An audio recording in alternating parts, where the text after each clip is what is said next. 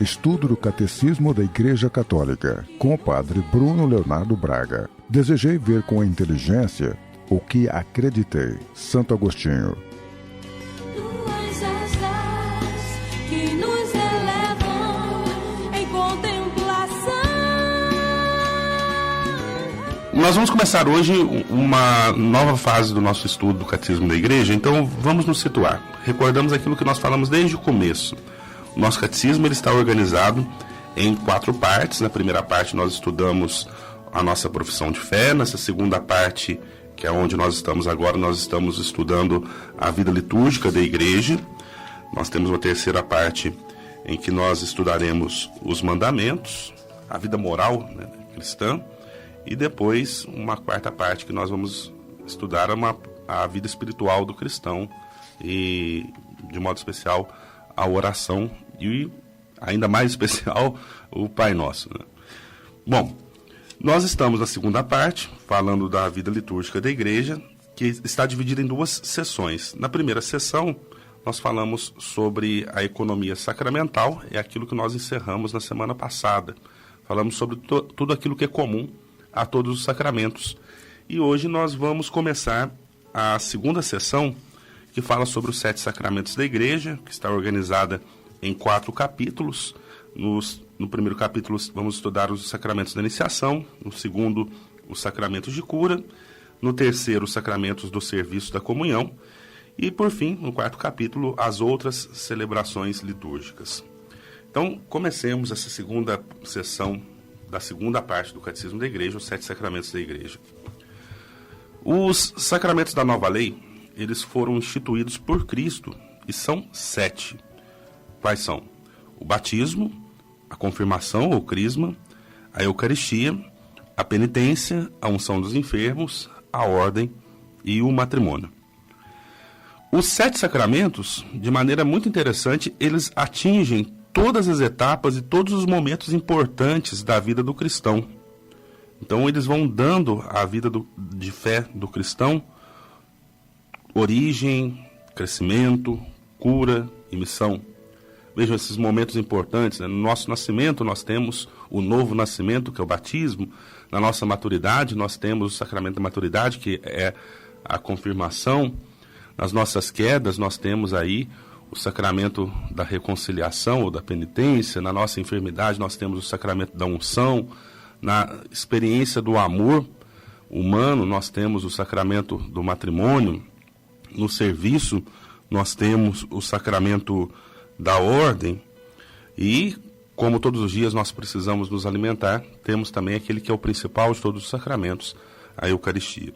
Então, existe uma certa semelhança entre as etapas da vida natural e as da vida espiritual. E seguindo essa analogia, o catecismo ele organiza em 3 partes os sacramentos na sua exposição sobre esse tema. Nós temos os sacramentos de iniciação cristã, que reúnem batismo, crisma e Eucaristia. Nós temos depois os sacramentos de cura, que reúnem a confissão ou penitência e a unção.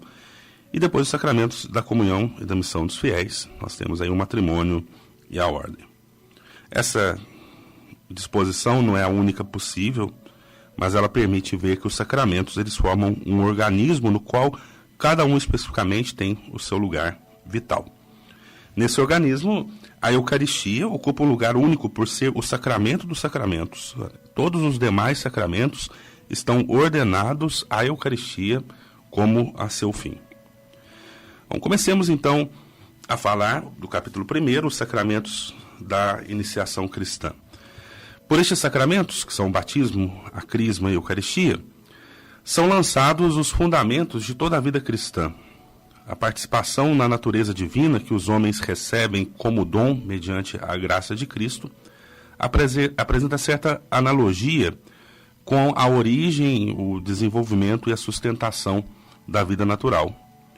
Os fiéis, de fato, renascidos no batismo, são fortalecidos pelo sacramento da confirmação e depois nutridos com o sacramento da vida eterna na Eucaristia. E assim, por efeito desses sacramentos da iniciação cristã, os cristãos estão em condições de saborear cada vez mais os tesouros da vida divina e de progredir até alcançar a perfeição da caridade, como nos ensina o Papa Paulo VI.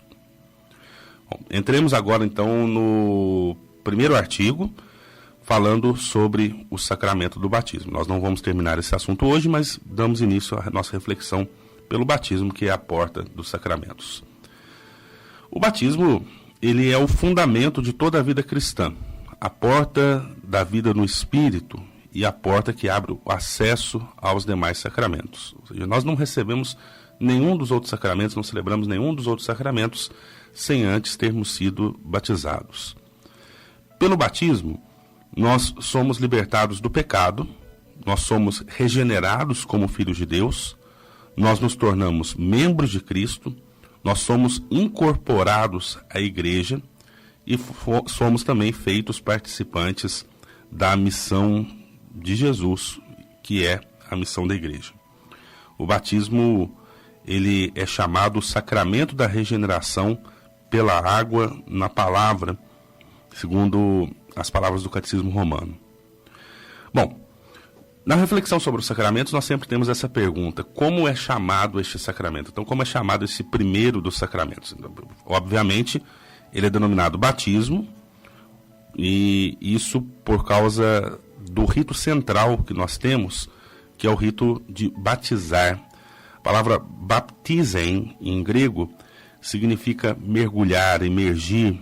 O mergulho na água, ele significa, simboliza o sepultamento do catecúmeno na morte de Cristo, da qual, com Jesus, o Cristo, ele ressuscitará como uma nova criatura, como nos ensinam as Escrituras Sagradas. Você pode conferir ali na segunda carta aos Coríntios, capítulo 5, versículo 17, na carta aos Gálatas, capítulo 6, versículo 15. Bom, além desse nome mais óbvio, batismo, esse sacramento também é chamado o banho da regeneração e da renovação no Espírito Santo. Isso baseado na carta a Tito, capítulo 3, versículo 5. E ele é chamado assim porque significa e realiza esse nascimento a partir da água e do Espírito, sem o qual ninguém pode entrar no reino de Deus, como Jesus nos ensina no Evangelho de São João, capítulo 3, versículo 5. Esse sacramento também é chamado iluminação, porque aqueles que recebem o ensinamento catequético têm o espírito iluminado, e depois de receber no batismo o verbo, a luz verdadeira que ilumina todo homem, o batizado, após ter sido iluminado, ele se converte em filho da luz e em luz ele mesmo, como nós vemos em Efésios 5, versículo 8. Nesse ponto, o Catecismo nos traz um texto de São Gregório Nazianzeno, que é de uma beleza imensa e que exprime muito bem aquilo que o batismo é e o que ele significa para a vida do cristão. Então eu vou ler esse texto de São Gregório. Diz assim: o batismo é o mais belo e o mais magnífico dom de Deus. Chamamo-lo de dom, graça, unção, iluminação, veste de incorruptibilidade, banho de regeneração, selo e tudo o que existe de mais precioso. Dom, porque é conferido àqueles que nada trazem. Graça, porque é dado até aos culpados. Batismo, porque o pecado é sepultado na água. Unção, porque é sagrado e régio. Tais são os que são ungidos. Iluminação, porque é luz resplandecente. Veste, porque cobre nossa vergonha. Banho, porque lava. Selo, porque nos guarda. E é o sinal do senhorio de Deus. Bom, tendo refletido sobre os nomes deste sacramento, o Catecismo vai nos apresentar o batismo na economia da salvação. Nós vamos vendo ele ser preparado ao longo da história da salvação e alcançando seu significado pleno na pessoa de Cristo. Olhemos primeiro as prefigurações do batismo na Antiga Aliança, no Antigo Testamento. Na liturgia da noite pascal, na vigília pascal, quando acontece a bênção da água batismal, a igreja faz solenemente memória dos grandes acontecimentos da história da salvação que já prefiguravam o mistério do batismo. Olhemos para o texto da fórmula da bênção dessa água batismal na Vigília Pascal. Ele diz assim, uma oração, né? Ó Deus, pelos sinais visíveis dos sacramentos, realizais maravilhas invisíveis. Lembramos aquele significado do sacramento como um sinal visível que comunica uma graça que nós não vemos. E aí continua o texto. Ao longo da história da salvação, vós vos servistes da água para fazer-nos conhecer a graça do batismo. E então a bênção da água batismal, ela vai recordar esses momentos fortes em que a água aparece como uma prefiguração do batismo. Desde a origem do mundo, a água, essa criatura humilde e admirável, é a fonte da vida e da fecundidade. A Sagrada Escritura a vê como incubada pelo Espírito de Deus. Lá na bênção da água batismal, nós temos o texto dizendo assim, já na origem do mundo, vosso Espírito pairava sobre as águas para que elas recebessem a força de santificar. Depois, prosseguindo na história da salvação, a igreja viu na Arca de Noé uma prefiguração da salvação pelo batismo. Por ela, a arca, com efeito, poucas pessoas, isto é, 8, foram salvas da água, como nós lemos na primeira carta de Pedro, capítulo 3, versículo 20. E aí na bênção da água batismal, nós temos a fórmula dizendo assim, nas próprias águas do dilúvio prefigurastes o nascimento da nova humanidade, de modo que a mesma água sepultasse os vícios e fizesse nascer a santidade.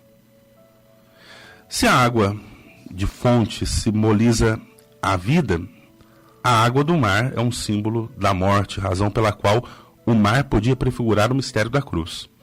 Por esse simbolismo, o batismo significa a comunhão com a morte de Cristo.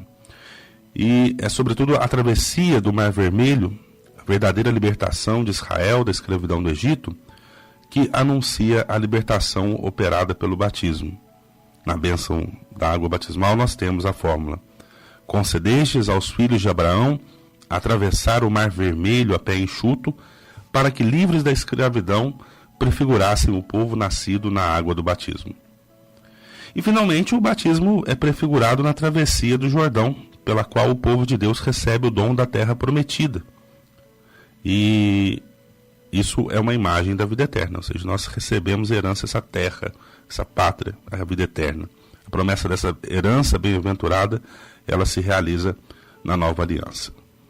Bom, hoje nós vamos parar por aqui, mas na próxima semana nós vamos continuar refletindo sobre o batismo na economia da salvação, falando da sua realização plena em Cristo e depois o batismo na igreja. Esperamos nos encontrar novamente na próxima semana para essa reflexão.